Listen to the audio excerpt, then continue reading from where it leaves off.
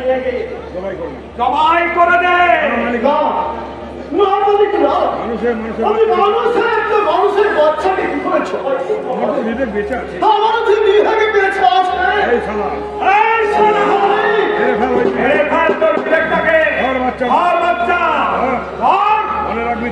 মনে রাখবি তুই আমার হুকুমের গোলাম।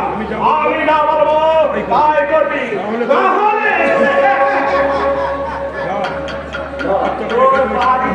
আগুন জ্বালিয়ে ফুটিয়ে দেবো।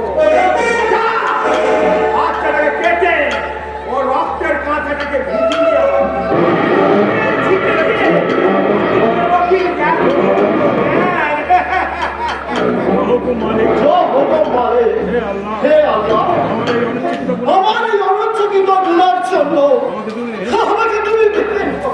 পুণ্যের ভাগ সবাই দেবে, পুণ্যের ভাগ সবাই নেবে, পাপের ভাগ কেউ নেবে না। কিন্তু পাপের ভাগ কেউ নেবে না। পাপের তো শাস্তি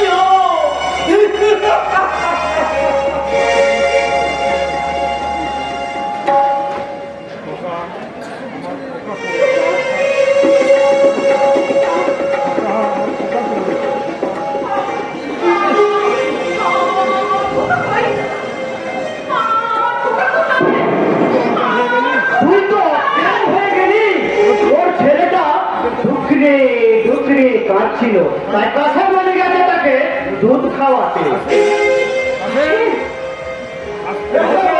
এই যে মালিক আওয়াজ আওয়াজ টুকরোগুলো কই কাছেন তো কাছেন মানুষের টুকরোগুলো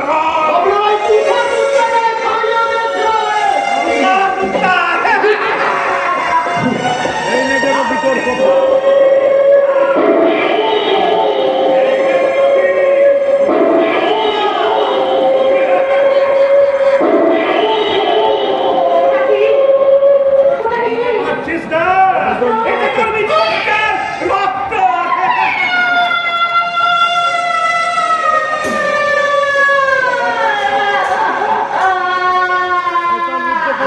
বাচ্চাটাকে মেরে ফেলবি।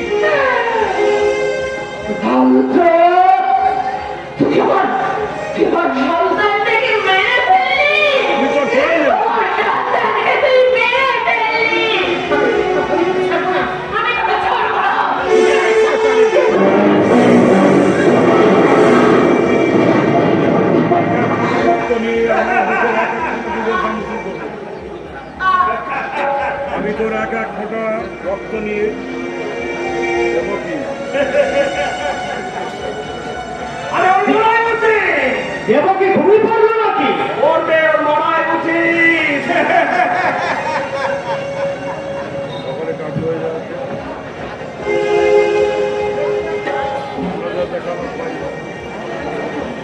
লাইট টেকাল দেখালাম 22 বছর আগের আপনাদের দেখালাম আজ থেকে 22 বছর আগে মথুরাপুরের ঘটে যাওয়া একটা মর্মান্তিক ঘটনা।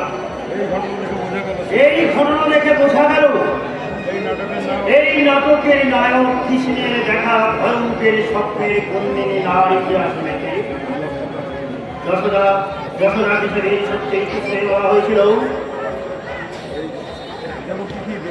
দেবকী কি এখনো বেঁচে আছে?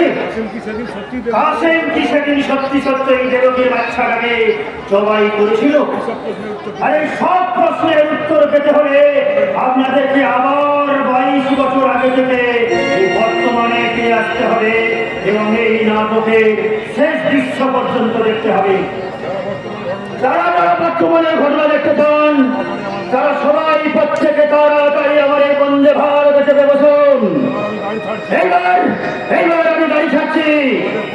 আমাদের প্রথম গন্তব্যস্থান